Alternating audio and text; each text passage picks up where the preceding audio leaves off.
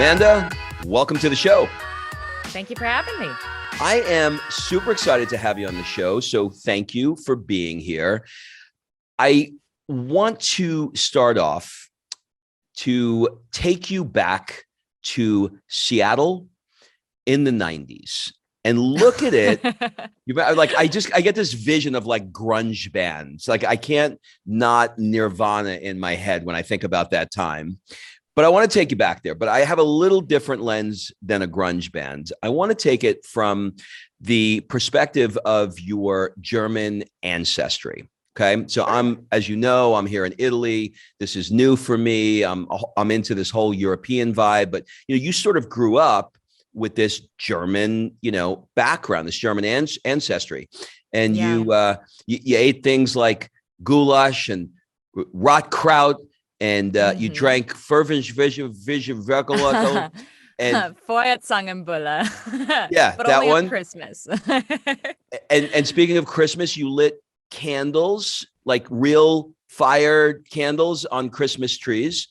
Yep. Can you describe what that time in your life was like, and perhaps how that German heritage impacted you? Sure. So you're right. The 90s in Seattle was very grunge bandy, although I was still in elementary school at the time. So I was more Rugrats than a grunge band. But yes, I grew up in a very multicultural household and a close environment. All of my family lived within walking distance.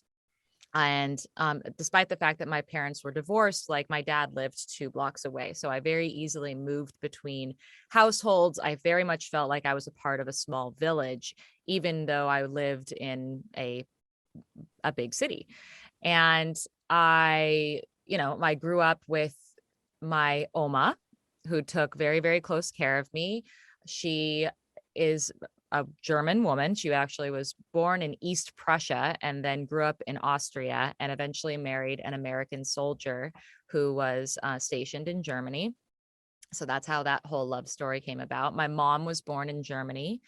And though I did not grow up speaking German in the household, in large part because when my mom moved here to the United States with my Oma was told to not speak German in the home so that the kids would learn English.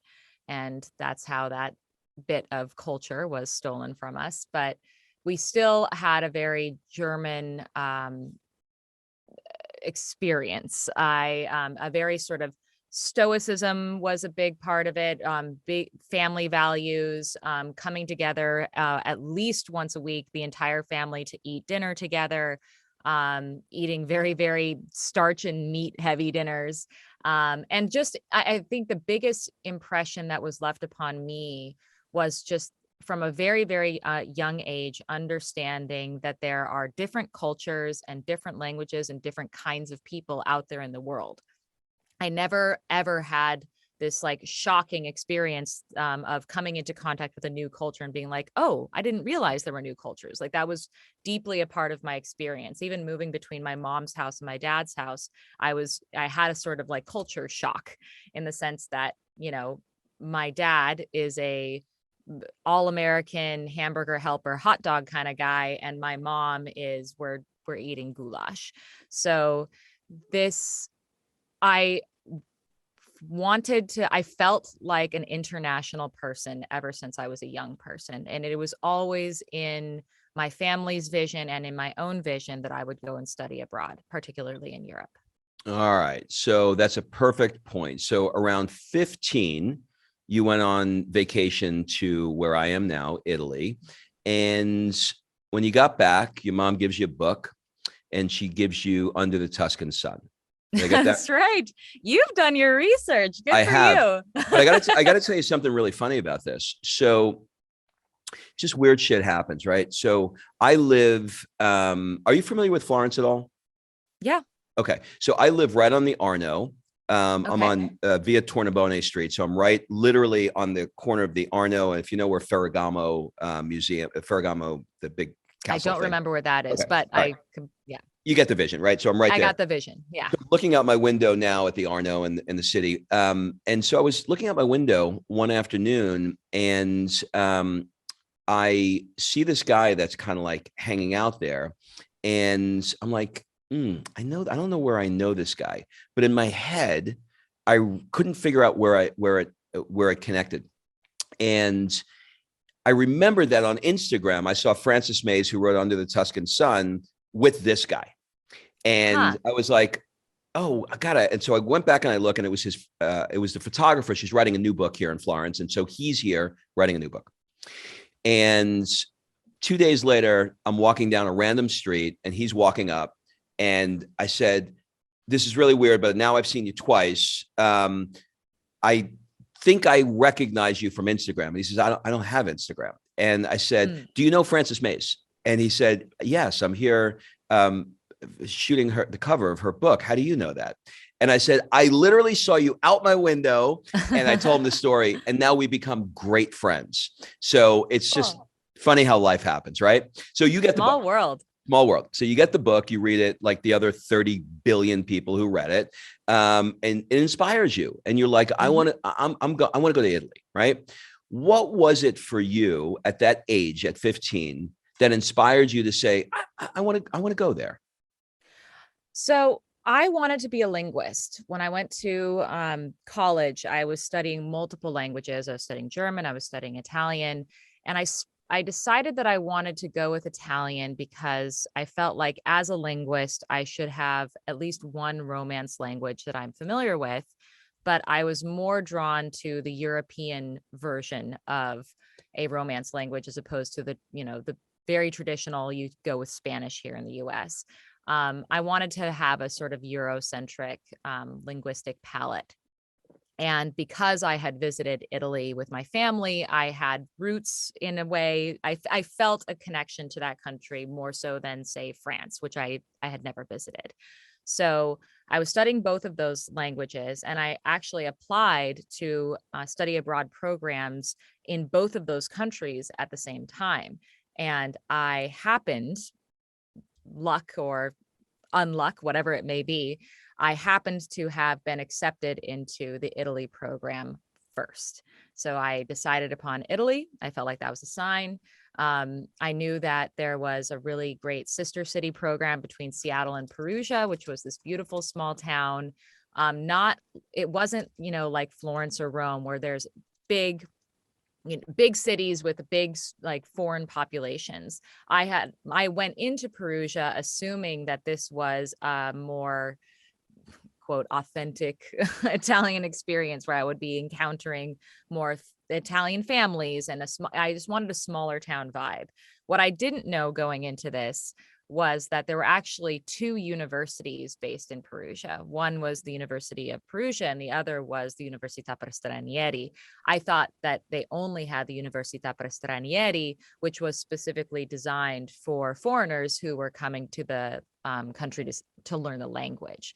So I felt like, Kismet, here's a specific university specifically for language. I got accepted to it first. That's where I'm going.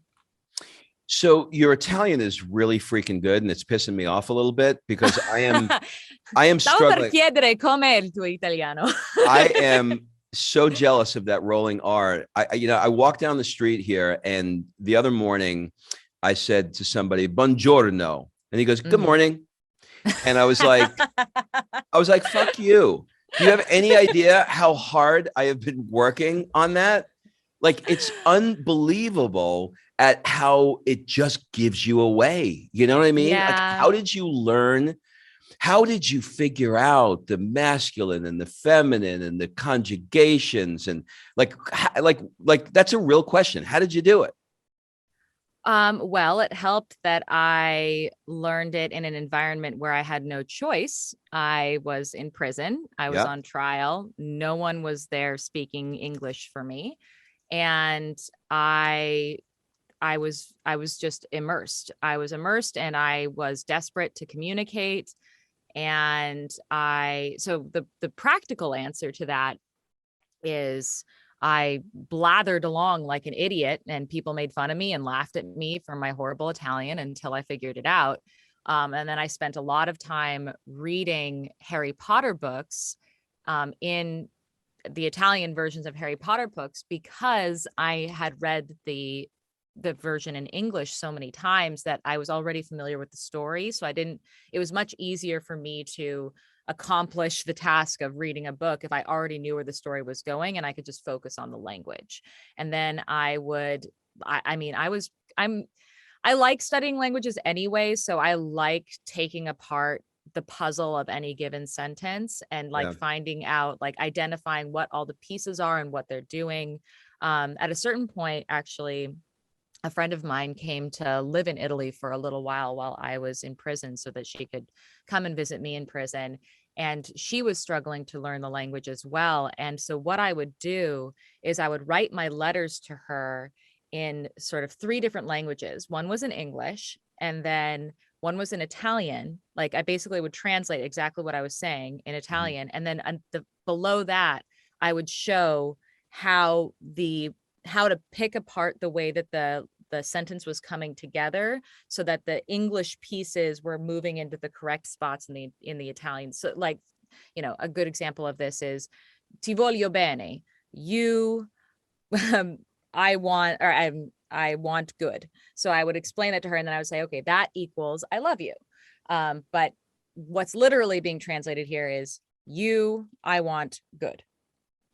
So. Right. I literally feel like I'm a caveman walking around speaking every time I'm like, I know that word and I know that word. And so I'm putting them together and they get it.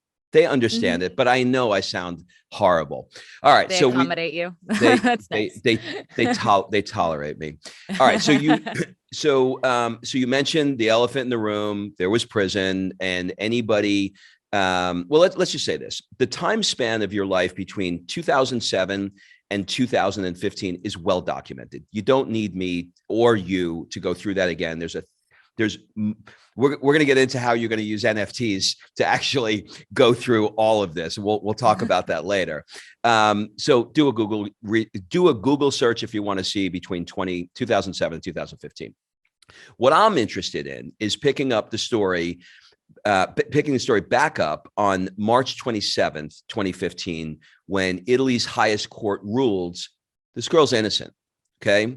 Can you take me back to where you were when you found out that you were innocent and what that moment felt like in your body? Yeah. That's one of those experiences, like, where were you on 9/11 for me? Potentially even more vivid because everything was hinging upon that moment. So where was I physically? I was here in the United States. I was sitting at the end of the kitchen table in my mother's kitchen. And all of my family had gathered at my mom's house to await this verdict. I think it was around the morning. It was morning or very, very early afternoon because it was kind of late in Italy. It was already dark in Italy. And we didn't really, so first of all, we couldn't be in direct contact with my lawyers because they weren't allowed to have their cell phones with them in the actual courtroom. So really the courtroom where the verdict was being handed down was a kind of black box for us. We were just sitting there waiting to get a phone call from my attorneys. And in the meantime, I was frantically on a computer trying to find live streaming of Italian television where I knew that they would be covering the case. Like basically there was a reporter outside of the courtroom that was, live on TV, awaiting the verdict and, interrupting the regular scheduled programming with yet another update that we have 5 minutes until the Amanda Knox verdict, whatever. And so I'm sitting there watching this Italian television person. Like, this is how I'm getting the fastest form of communication. And I'm the only one in the room who understands what this Italian journalist is saying. The rest of my family is basically just sitting around me while I am looking at a laptop, taking in and they keep asking like, what's he saying? What's he saying? And I'm just saying, he's just waiting. He's just stalling another 5 minutes. I don't know. I'm waiting. And then, and for some, to pull it back a second, for some background, my attorneys had told me that what we were hoping for was for the Supreme Court in Italy to overturn my wrongful conviction. Because at that point, I was a convicted person. I had been reconvicted in absentia after I had been acquitted.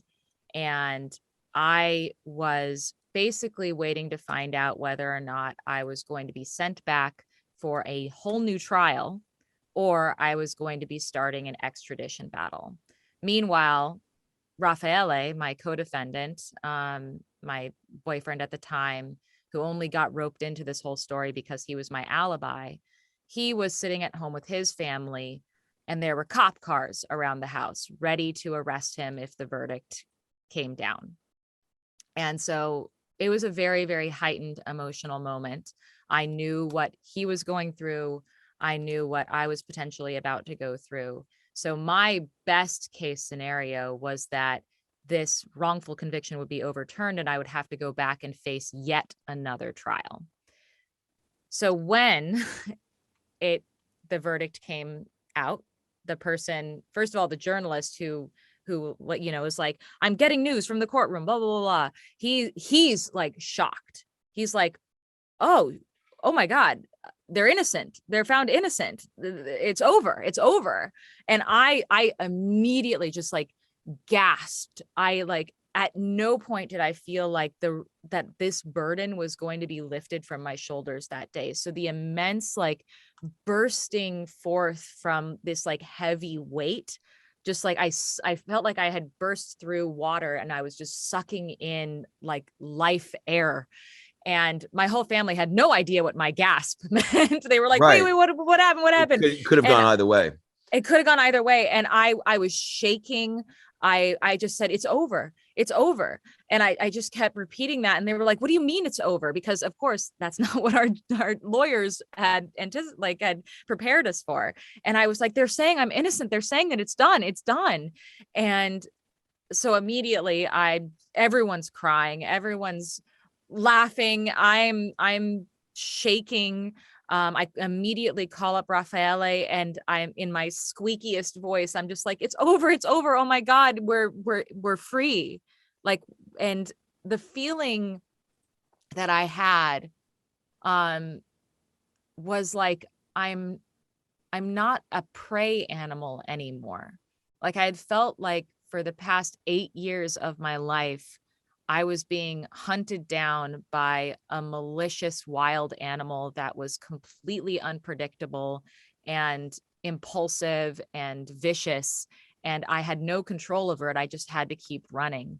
And the realization that I no longer had to run anymore, that I no longer had to be constantly reacting to something that was attacking me based on nothing. Like I honestly felt like I had zero defenses, because it seemed like over the course of my experience going through the criminal justice system, that the truth didn't matter, that my innocence didn't matter. And so it wasn't a weapon against this vicious beast. I was defenseless. And so to suddenly be like relieved of that chase, to be plucked out of this like ongoing vicious cycle, was relief.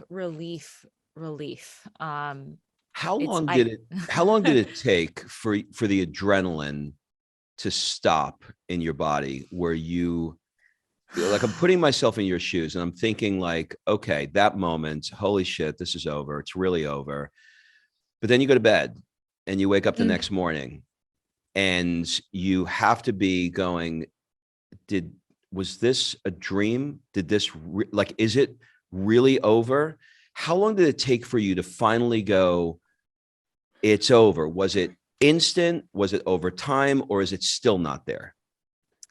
So that's a really good question, because if the circumstances had been, I'm at home with my family and in the privacy of our own lives, we got to put this aside, I would still be processing the trauma of that experience to this day. And indeed, like all of my family is still unpacking how this trauma has imprinted itself on our lives.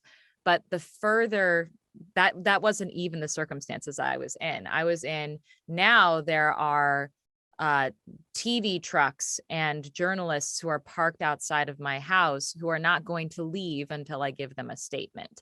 And my life, like, a part of me really hoped that I would get to go back to being a private person with a private life once this whole judicial scandal was over. And the rude awakening that I realized is that no, in fact, my life, it's not just the fact that I was on trial that is considered in the public interest, but now my entire life, my identity, anything that ever happens to me, it remains in the public interest. And I am not afforded the right to privacy the way that another person, regular person on the street would be. And grappling with that, grappling with the ongoing perpetual interest in the worst experience of my life and the framing of the worst experience of Meredith's life as this me being inextricably tied to it. And, you know, and when I say that, what I mean is when people think of the murder of Meredith Kercher, they don't think of Meredith Kercher. They don't think of the person who murdered her, Rudy Gaudet. They think of me. And there's nothing I can do about that. Yeah. The only thing that I can do is try to pick up the broken pieces of my life and patch together some kind of recreation of my own identity and story by my own hand. And that has been the ongoing work and struggle and trauma that I'm still managing to this day, this feeling of not being the authoritative voice of my own life and of my own identity. And trying to do something, anything by my own hand that will define me more than the acts of some other person on some other person that I had nothing to do with. This is going to be either a horrible question or a great question. I don't know. What do you think came out of this that was good? Well, I can speak to that personally. Yeah. Yeah, that's what I mean for you. For me, yeah. Because I mean, in other words, as a lesson. As a lesson, sure. One of the big lessons that I've devoted myself to is this. I mean, I got a very, very rude and deep dive awakening into the human fallibility that is a part of all of our institutions, and including the human fallibility when it comes to judgment. And you know, I lived alongside a lot of people who had committed crimes for a long time. Those were my companions. That was my world for a long time. And prior to this experience, I never thought that I would ever have to think about prison or the criminal justice system ever. It just wasn't a part of my life. I thought, you know, bad people go through the criminal justice system and they go to jail, and I'm not a bad person, so I don't have to think about it. And I had the very, very shocking realization that it's way more complicated than that, that we all are implicated in how our criminal justice system targets and punishes people, and what the outcomes of that are, whether or not we are actually facilitating people to be better citizens who don't commit crimes, or if we're just putting them through this horrible cycle of criminality that doesn't help anyone. And I just very, very, I matured very quickly. I didn't get to live a sort of frivolous my years of my 20s, but I did learn that there is work to be done in this field. And I felt like I now feel like I'm not someone who's gone to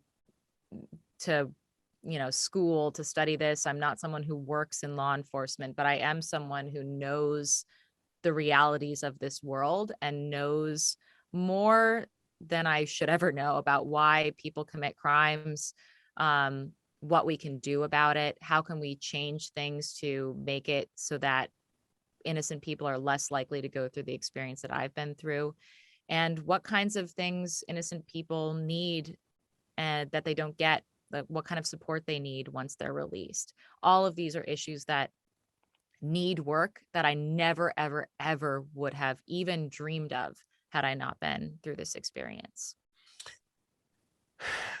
You've said that you've waffled between periods of silence where you're trying to be invisible and aggressively trying to clear your name.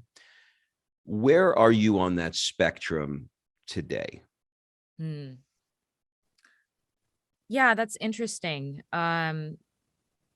And it's an ongoing question that I ask myself, because I think when people see me as a public person, I think they imagine it to be more romantic than it is. I think it gets idealized, like, oh, look at, she's telling her truth and going after, and it takes a toll. Like it's hard work to be constantly judged, to sort of put myself in a position to be constantly judged. And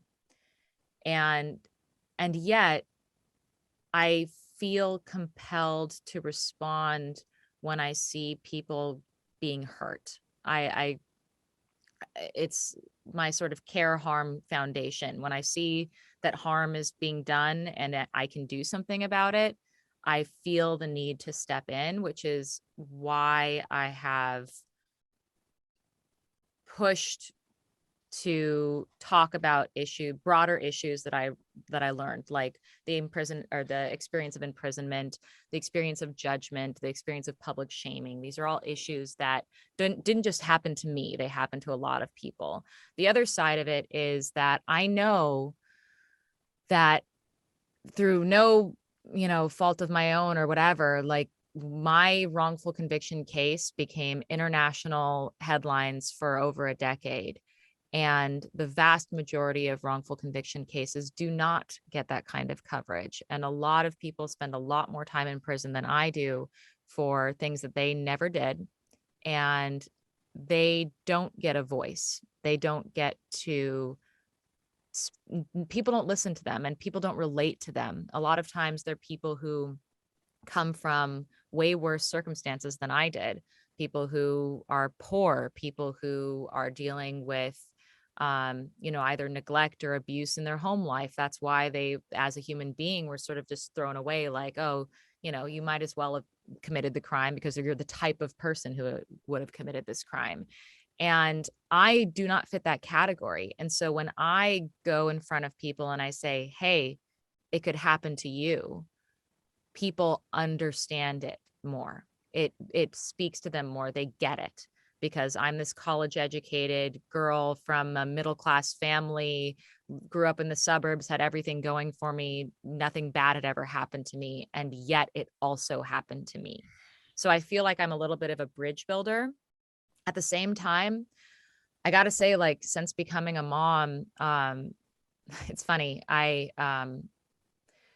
of the reason why I've often considered just disappearing is not because I don't feel like I have something to say, but I've repeatedly throughout my life felt like people didn't actually care what I had to say, that there was a version of me in their mind that they wanted to keep that sort of villain idea in their mind. They didn't like it when I came out of the woodwork and complicated that vision of myself. And so there's been pushback and rejection, and so part of me was like, it feels like nothing I say matters and people don't ever listen. And I've been talking about, media exploitation of crime victim stories for a long time. But just last summer, right when I gave birth, honestly, like 2 weeks after I gave birth, that Stillwater movie came out.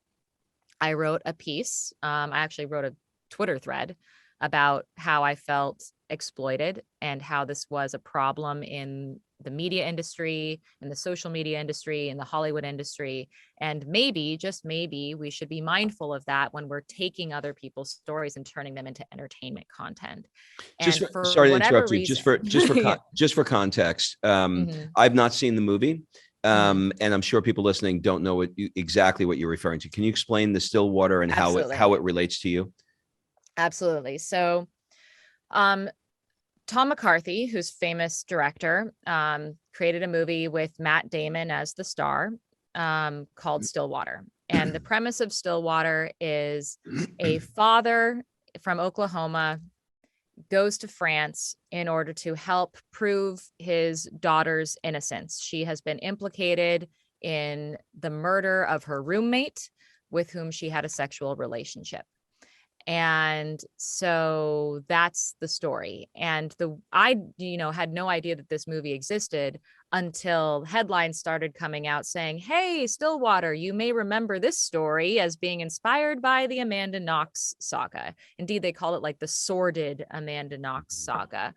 And I felt compelled to push back on a number of issues with that. I hadn't even seen the film yet because I was like, I don't even know how they're depicting this quote, inspired by my story. What is the inspired by Amanda character going to be like? How are they going to be portraying me? In the past, there have been similar shows or novels that have purportedly said inspired by the Amanda Knox story. And how do they portray me as some like party animal lunatic? And I was like, well, is this going to be yet another example of people just casually portraying me as a party animal lunatic? Or is it going to be a thoughtful examination? Either way, no one ever spoke to me about it. No one ever consulted with me. No one ever asked me, hey, no one ever thought maybe, just maybe this is going to impact Amanda Knox directly.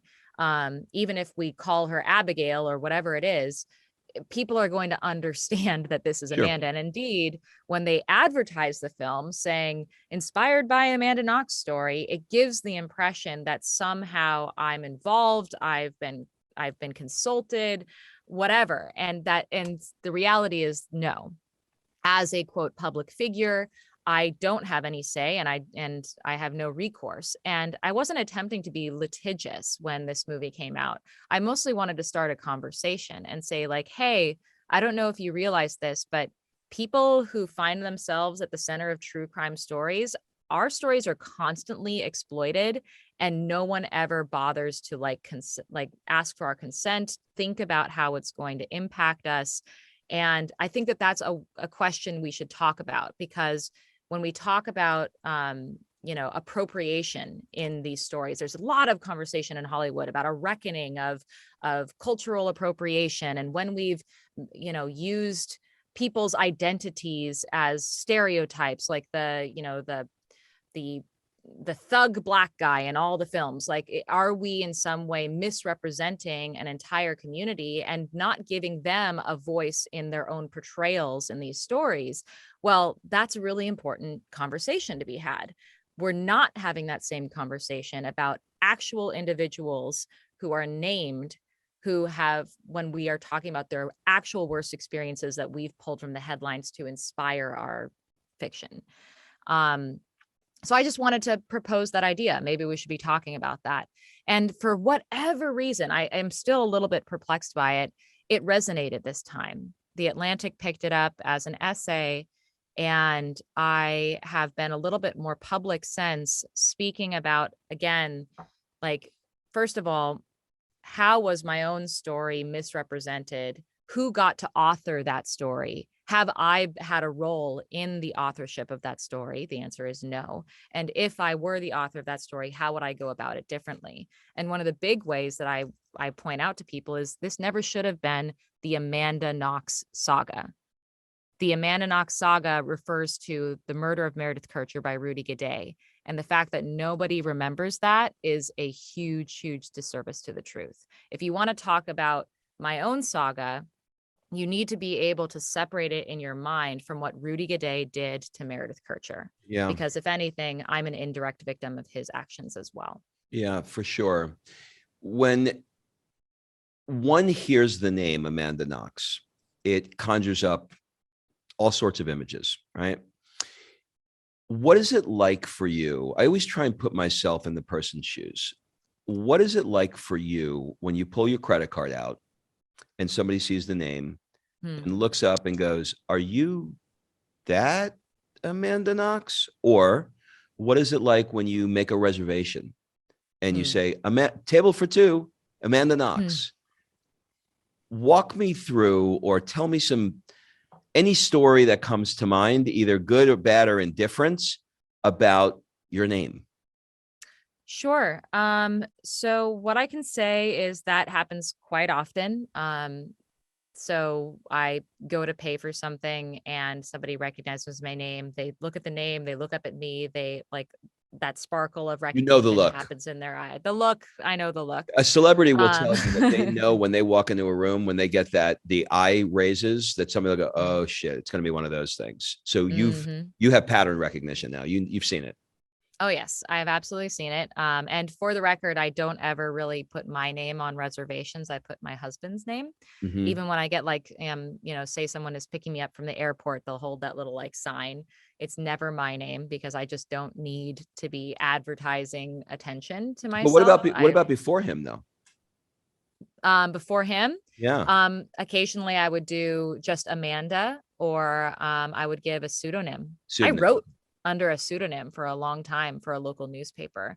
Um, but yes, so when I inevitably, because I did not change my name, and I specifically chose not to change my name for the same reason that I specifically chose not to plead guilty to a crime that I didn't commit. I felt like my name shouldn't be the problem.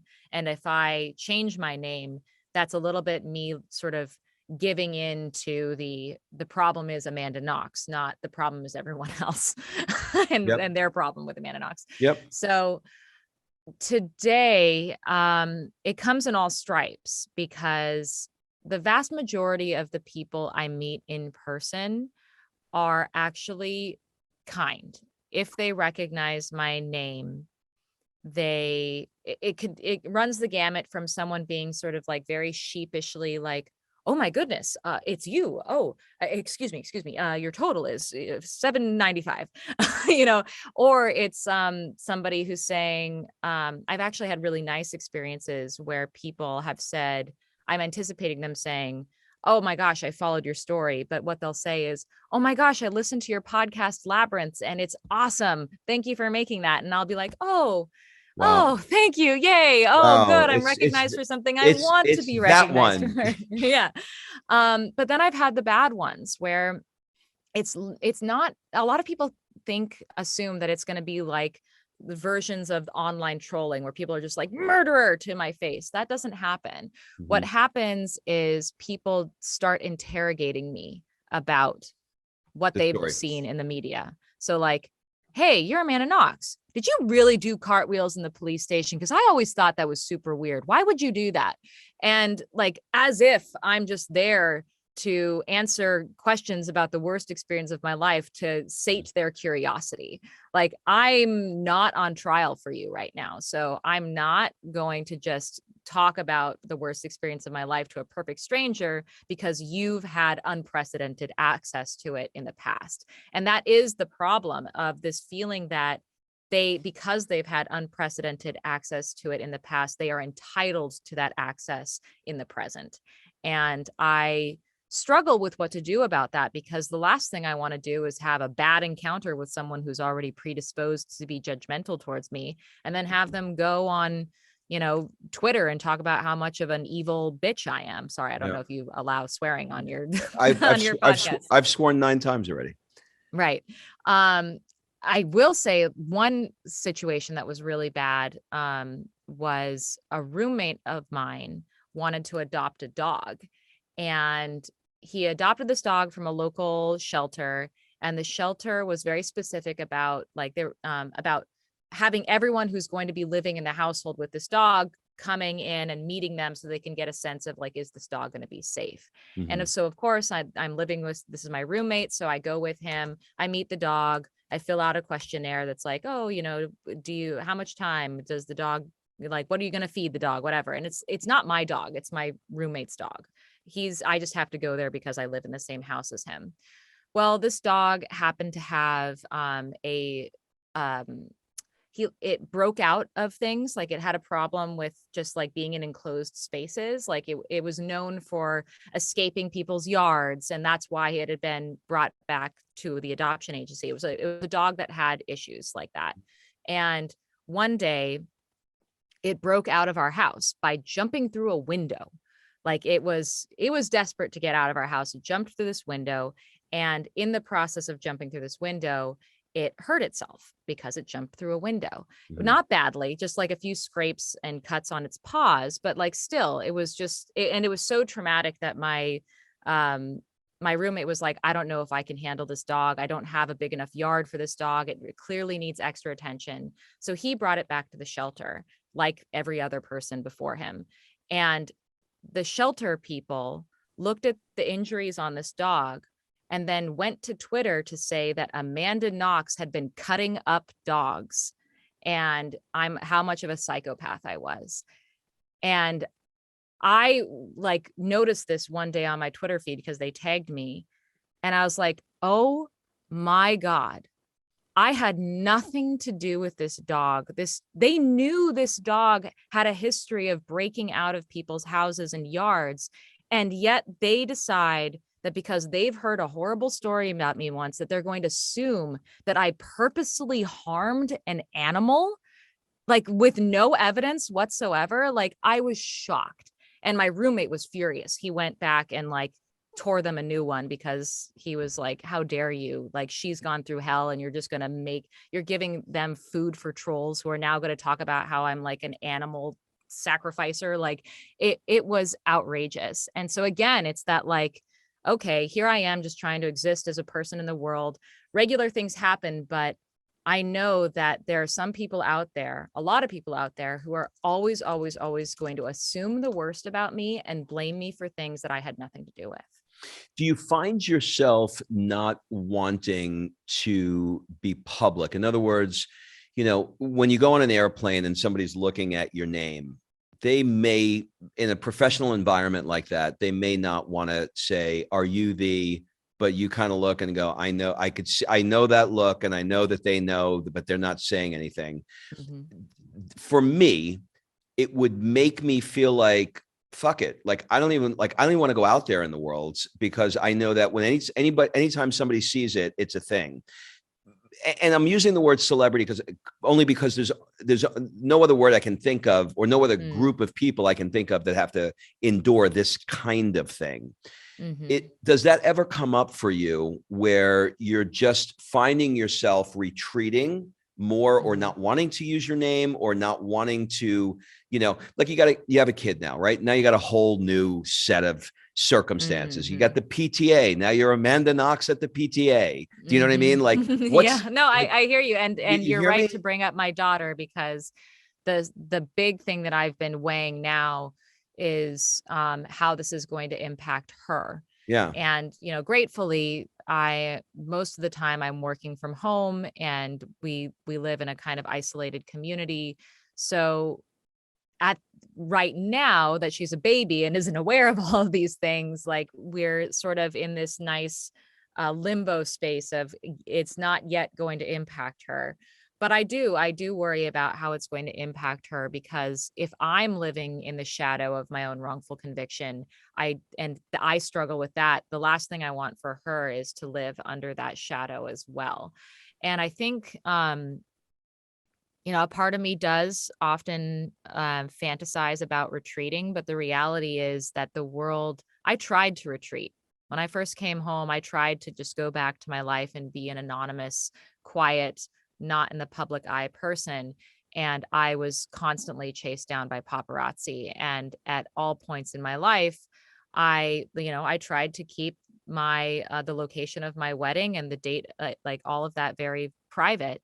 And I found out the day before I was about to get married that the paparazzi had been calling every wedding location in Seattle and had finally landed upon the location where I was having my wedding. And I found out because the sweet old man who was running the office of this little spot, who was not, media savvy, came up to me like with his cane, and he like with this devastated look on his face was like, I think I screwed up.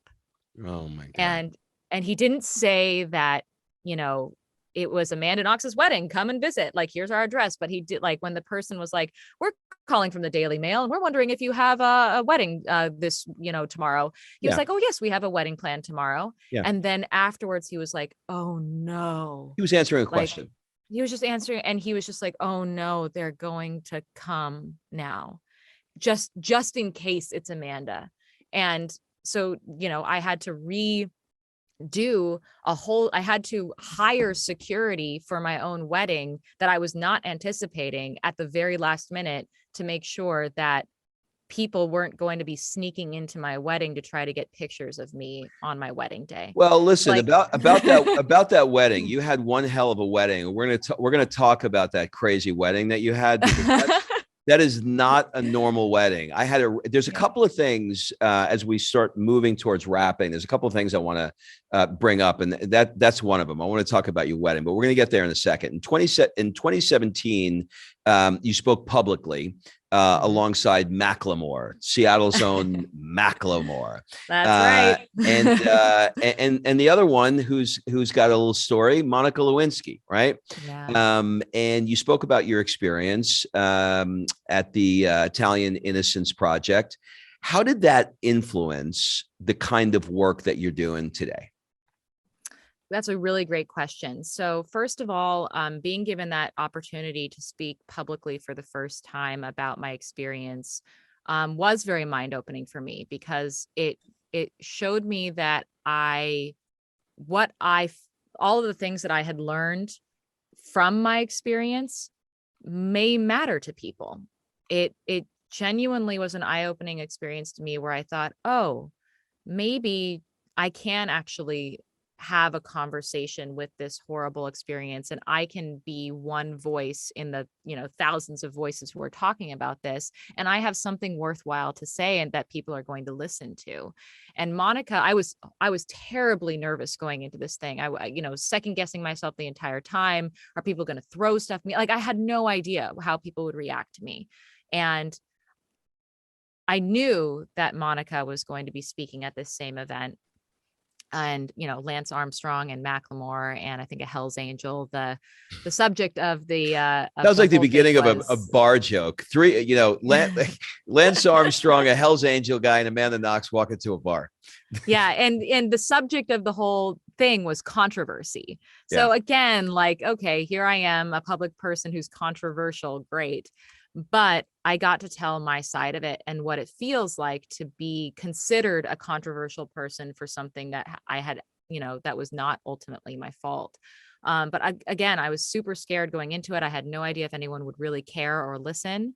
And Monica invited me very kindly up to her hotel room to give me basically a pep talk, because she had been through that whole drama as well, where people had written her off as some slutty bimbo for years who had nothing to say.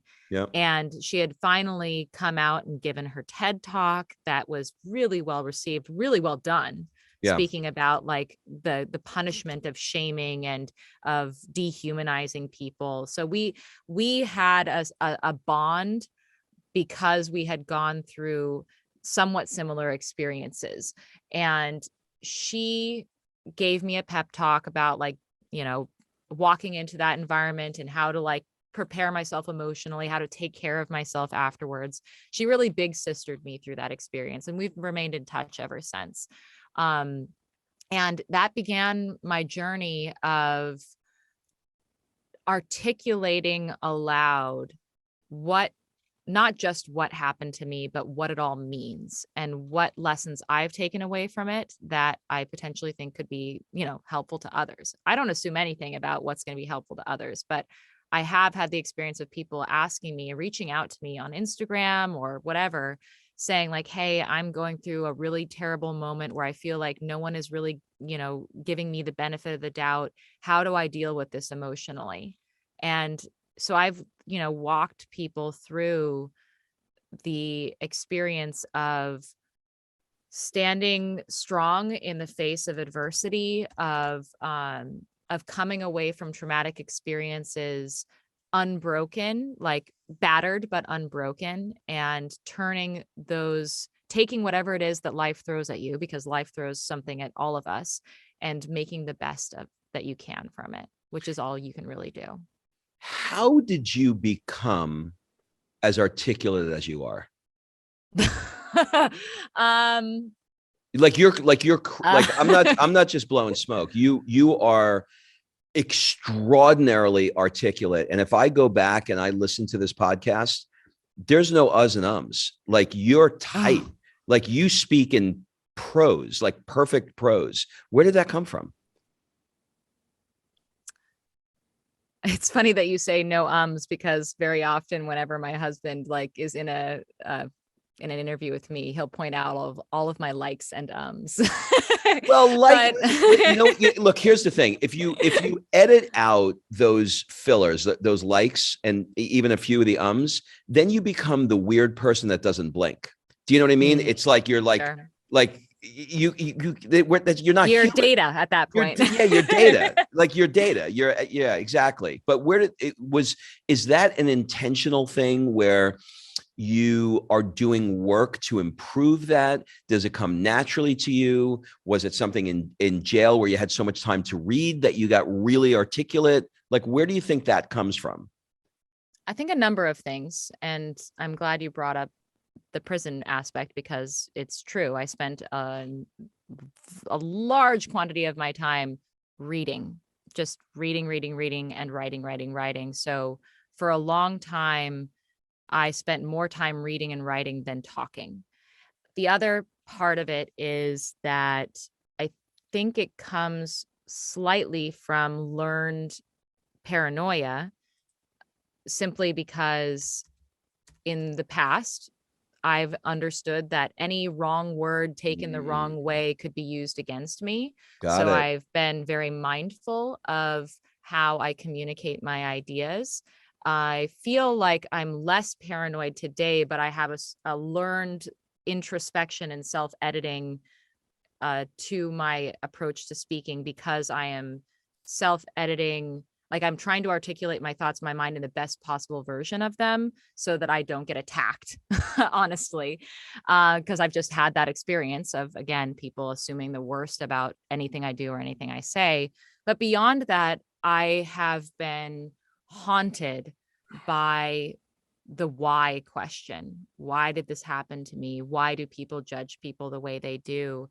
And that's led me down a very, very deep introspective rabbit hole. And I think that it's been good for me, because it's allowed me to process my pain in a way that I feel is productive. But it's also made me have to articulate really, really difficult concepts or experiences in ways that are understandable to others when it's not intuitive. Got it. And that's been a challenge. Got it. Makes sense. Let's talk about your man. The love of your life. His name is Christopher. Yes. And I understand that the two of you guys got married in a time traveler themed wedding where yes. Okay, I want everybody to listen closely, because it's going to say you're about to say, did he say that? Where you two emerged from futuristic pods and read your wedding vows, and you gave your guests a book of poems that you wrote, that you called that book the Cardio Tesseract. Amanda, what are you smoking out there? What the hell's what the hell's happening? And listen, I'm not done with you yet, because then we're going to go to Domcom. So let's answer that one first. Great. Absolutely. So trying to keep this story short, my husband proposed to me by making a meteorite land in my backyard, and inside it had a data crystal from the future that explained our life together. So then he, in the moment, realized, oh, if we're married in the future, then I must have proposed to you right now. So the long story short is both my husband and I are sci-fi nerds. We're both writers. We both love a good narrative. We love a good story. We love wearing a good costume at Ren Fair. And we decided that for the biggest party of our lives, we wanted to lean very hard into that nerdy aspect of ourselves. So we constructed a very, very complicated time traveling narrative that involved our guests being scattered across space and time and arriving at our wedding in future garb as T-Rexes, as Marie Antoinettes, and them having to restitch our time streams together because in the future we had looked ourselves up in the Encyclopedia Galactica and it had destroyed our time streams. So that's all. We had, okay. Yeah, We just had that makes perfect sense. Yeah, no, that actually I followed everything you said. It makes perfect sense. Are you a Star Trek person? Oh, absolutely. Love Star Trek. The original, the biggest crush. Next Generation, or which one? Next Gen is my absolute favorite. Me too. Is that why you said Data? Yes. Okay, yeah, I have a big crush on Data. I freaking love that show, and I'm dying to get Patrick Stewart on this one. He's incredible. I know. Yeah, actually, we're trying to also sort of get the Next Gen cast. We've already had LeVar Burton and Brent Spiner on Labyrinth, so it's just a matter of time. Amazing. We're going to talk about Labyrinth in a second, but I have to go to Dom Con. All right. So the New York Times says that you're at a Dom-Com dominatrix convention and you're getting flogged in a thong in a ballroom. What's happening what is happening with your life? How does this I don't even know what question to ask. Let's start at the dominatrix. Is that a theme in your life? Was that just a fun night? Is it Tuesday? What's going on? So maybe the questions should go as follows. Okay. What? Like, really? And the what and really is, yes, that is an accurate picture. I did find myself in a hotel ballroom in a thong strapped to a cross getting flogged by a professional dominatrix. That is the what. Okay. The now question is the why. Okay. Why did I find myself in that situation at all? Thank you. I'm just going to sit back and let you do it. That was good.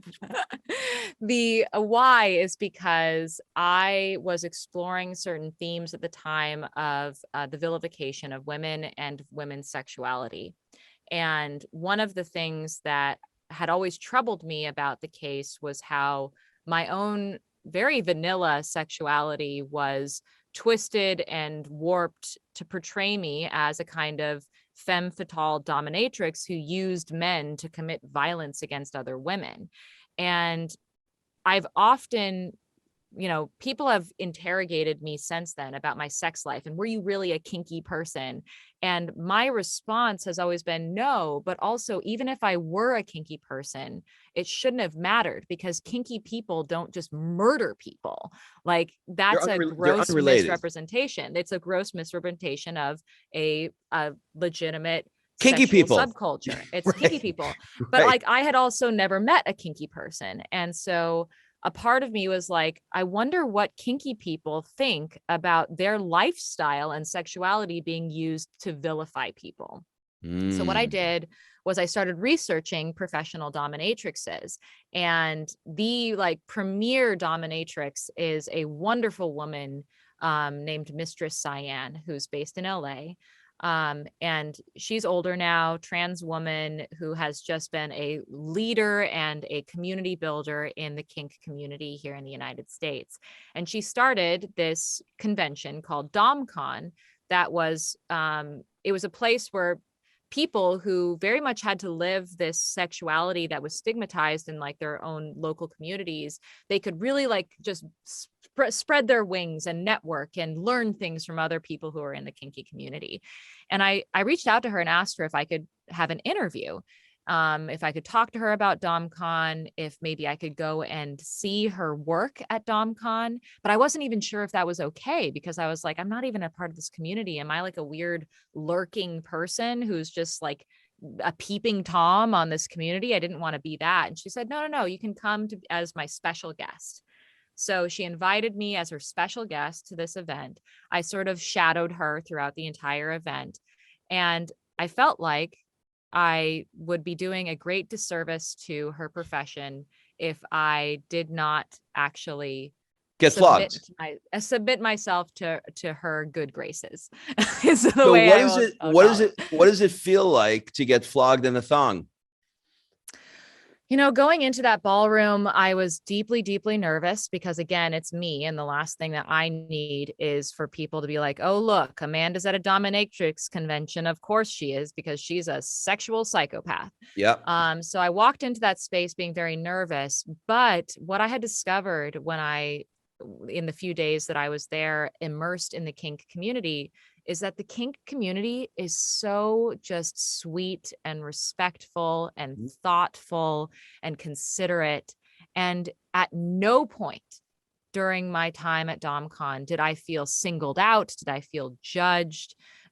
Mostly what I felt was people just being genuinely like curious and engaged and kind and like, oh, nice to see you here. What brings you here? Like just really nice, like just so sweet and so thoughtful about people's privacy and also people's consent. I came away from this whole experience being like, we do it wrong in the vanilla community. We leave so much unspoken and unthought through. Like we just sort of assume things about each other's sexuality that maybe is not the right assumption. And so we should have more open conversations about what we're curious about, what our lines are, what we want right now as opposed to later. Like these are all conversations. I agree with you. I agree with you. I got to tell you, it could be argued that people that are into dominatrix or swingers or anybody in that world, they have a better relationship than the vanilla world because they're highly communicative about what they're into, what they're not into. Mom and pops are not having those conversations, and if they're into some deep, weird, dark shit, they'll have an affair or they'll do something stupid or they'll lie or they'll go to porn or whatever. But at least these people are like, hey, I want an apple in my mouth and I want to spin on this thing and I want you to spank my, you know what I mean? Yeah. So, and it's like, okay, cool. No judgment. Like everything's I'm good with cool. it. Doesn't hurt me. Yeah, exactly. So I found that to be a really, really sweet community. So at the end of like the final day, I felt comfortable enough to expose myself that way. And for the record, it wasn't like I was the only person in this room. This room was it was a play party, which means that like there are various, furniture and accoutrement where people can be doing things with their partners or meeting new people and trying new things. And so I was one of the many people that Mistress Cyan you were welcomed into an environment that had been pre-vetted. They knew what they're doing. Yeah, I get it. Okay, I want to talk about Knox Productions. What is it and why did you guys create it? So Christopher and I, we are Knox Robinson Productions. It's a very small team, but we created this entity because we were haphazardly brought into and unintentionally brought into the podcasting world, but have several years ago. But we've really, really enjoyed this medium of intimacy.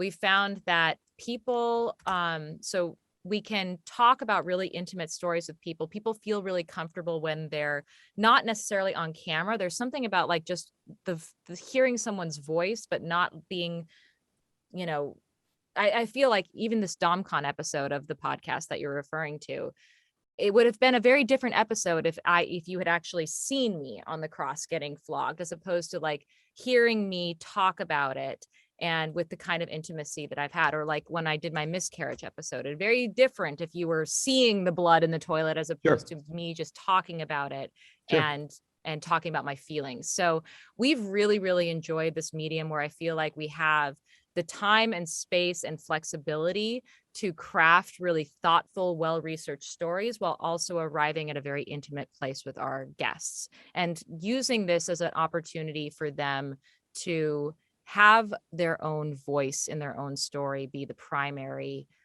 delivery.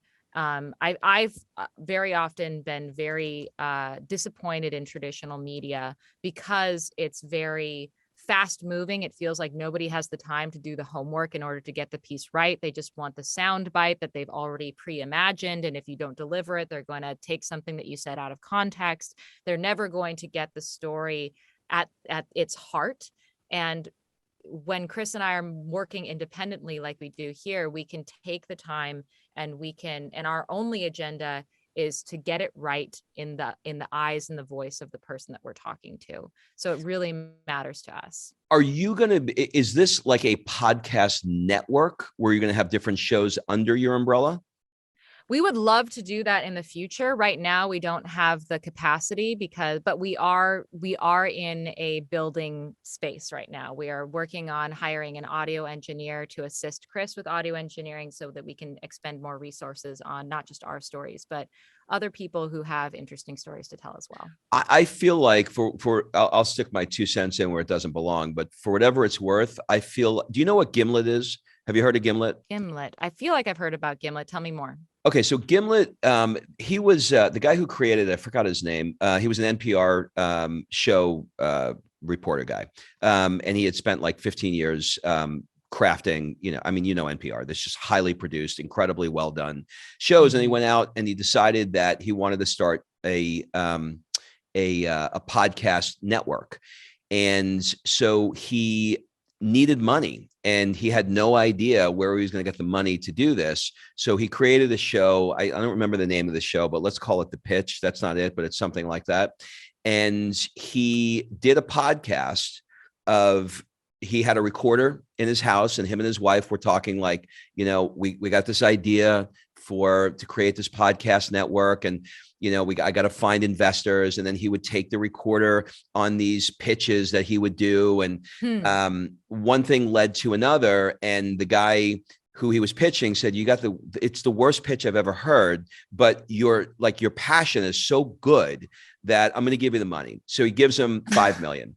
Then the $5 million turns into another guy giving him $10 million. I think you have to Google it, but I believe, and that was like 4 years ago, I believe Spotify just bought the entire catalog for $250 million. Wow. It's a crazy story. I will story. Look that up. It's crazy. Google it. It's crazy story. So anyway, for whatever the reason is, I feel like that's your next play, which is because you have you're extremely articulate, as I've mentioned, your ability to go vertical on so many different things, I think would be an incredible eye to have multiple shows under you that would be, interesting on one hand, and also like Innocence Project-y on another hand. Like you can have a variety of different things. Sure, yeah. That's just my thought. But I want to ask you about NFTs. I understand that you want to dip your toe into the NFT world and create NFTs out of famous tabloid covers with your face on it. Where did that idea come from? Well, I was inspired by the Disaster Girl meme and how this young girl whose face had been plastered all over the internet reclaimed the original photo and turned it into an NFT and put herself through college that way. And I thought, you know what? That makes so much sense that, she was a young girl. Her image was taken and put out there. People just recycled it for their own entertainment purposes. And it was all in good fun. In no way did it impact her in a negative way. But it was still her face that tons and tons of people were photoshopping into yet another photo for yet another meme. And I was thinking about how there are countless images of me on the internet that were taken by tabloid photographers without my consent that I do not have rights to, that belong to someone else. So literally my face belongs to someone else who is profiting off the back of my suffering. And I thought, there's got to be a way that I can reclaim that and I can make a statement about that in the process. And I've broadened the scope of my goal here to be again, like, it's not just about me, it's about this broader conversation of when people's identities have been exploited for entertainment content, and what can we do to own up to, like, to take ownership of the mistakes that have been made in the past and compensate the people whose those images have been at their expense in the past. How can we compensate them in the present? And I'm thinking a lot about also exonerees who, not every exoneree who gets exonerated is compensated for the time that they spend in prison. It's all the laws are inconsistent. They're different from place to place. Some people blame exonerees for their own wrongful conviction and say you're not entitled to compensation. So another sort of mission that I have in mind is finding ways to use NFTs to compensate exonerees who have not been compensated by the criminal justice system. Really, really creative. Speaking of compensation, didn't you get a little bit of cash from the Italian government? I did. I got a small, I believe it was 18,000 euro, because they had denied me the right to an attorney when I was under interrogation. But I was never compensated for my wrongful imprisonment, nor was my co-defendant, Raffaele, who spent 4 years in prison and is an innocent person, ever compensated a single cent. So I think about you a lot when I see when I walk outside my door and I see the college kids here. This is the time of year where they're coming, and I think about what must have been going through your minds at that time when you were, a young college kid. Looking back now through adult eyes, do you see yourself wanting to come back to Italy ever, or are you like, I'm done with that? Not for me. No. I mean, but before the tragedy struck, I was having the time of my life. I truly was. I was around really sweet, wonderful people. I was immersed in a new culture, and I was enjoying the food and the wine and the friendship. And I felt like I was the luckiest person in the world. You think you And come I would back? love to go back. Oh yeah, You would. absolutely. I actually have plans to come back pretty soon. Um, and I can't go super into that because I'm on a mission, but I'm also going to have fun on while I'm on this mission. Well, while you're on the mission, if your mission happens to include Florence, I'd love to I'd love to connect with you here. That'd be so fun. I'd love that. Be a great time. I'd love you to meet the family. Cool. Thank you. You're welcome. Let's do a quick rapid round as we wrap up. What would your friends say is one of your superpowers? The ability to sleep anywhere, everywhere. Was that true in prison? Yes, it was actually one of my saving graces is whenever I just couldn't take it anymore, I would take a nap. Wow, it's incredible. Okay, that is a superpower. Do you collect anything, or have you ever collected anything? I'm a big crafter, so I'm always collecting things that I can make art out of. The other thing that I collect, kind of, I love dirndls. So What's a whenever dirndl? it's a traditional German dress. A dirndl. Like By the imagine way, Oktoberfest. do you still want to be a seamstress living in Germany? I often fantasize about that. And indeed, my husband and I have talked about living for a year or two in like abroad, potentially in Germany, where I have family still, when we have kids who are older and can appreciate the language and the cultural differences. So that's still on the dream agenda. But yes, Okay. I still am a seamstress, and I often collect fabrics that I'm turning into things all the time. All right, this one's going to be a weird one to ask you. What do people never ask you, but you wish they did? They always ask me about the thing, but they never ask me about this.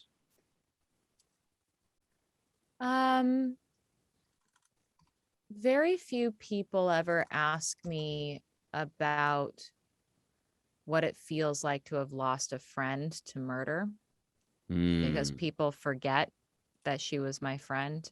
And, if I hadn't been accused of her murder, people would automatically be like, oh my gosh, wow, you lost a friend. And I very, very rarely, if ever, have anyone say, I'm sorry that happened Yeah. And that's got to be really hard. That's great. What book have you reread the most? The Harry Potter books, honestly, But I've read them in multiple Italian. languages. I've read them in German. I've read them in Italian. I've read them multiple times in English. I introduced my husband to them, so we listened through the series again. I'm a huge Harry Potter fan. Two questions. What is your guilty pleasure? What is my guilty pleasure? Which I suppose would mean, what do I enjoy but feel guilty about?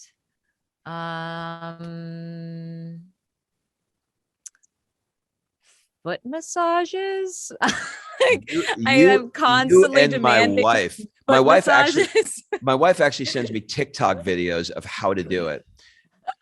It's crazy. Women I kind of am shameless about it. I just like stick my feet in my husband's face, and exactly what my wife does.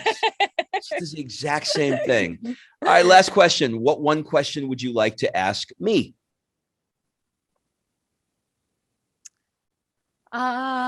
What have you enjoyed most about Italy so far? The humanity of the people, the connecting with people on a soulful level, and having conversations that would, to many, seem pointless. Like I've had more conversations about olive oil than I ever thought I would have in my freaking life. I am talking about gelato and wine and domani. Just domani, just tomorrow, just everything. I love the passion of what do they call it? La dolce fa niente, the sweetness of doing nothing. That life of joy and ease, where you've got a bruschetta in your hands and you're like, oh my God, like you got to take it. Like that thing feels so deeply fulfilling compared to what my life was like living not here. I was in LA, living in the States. Yeah. It was business and rush, and it was just all entrepreneurship and money. And I'm not saying that like I don't want to be America bashing. I'm not. I'm American. I understand it. But for me, the thing that I love most is none of that at all is here in my life, like at all. I don't know that anybody's ever even asked me what I do for a living. Like it never, I couldn't go to a party. I could not go to a party anywhere, cocktail party or whatever in LA, New York, whatever, without somebody going, what do you do? It's never been asked here ever. Like it's so things like, you know what I'm talking about, things like that. Totally. That being present. It's just being present for the sake of being present. That's great. Being present for the sake of being present. Okay. Amanda, do you have any final words, suggestions, or an ask for the people that are listening? If everyone listening I would love it if you followed me on social media. On Twitter, I'm at Amanda Knox, on Instagram at Amama Knox. And I have a podcast called Labyrinths. You can learn more at patreon.com/Knox Robinson. We will link everything up in the show notes. Amanda, thanks for taking the time to do this. Thank you so much. Take care.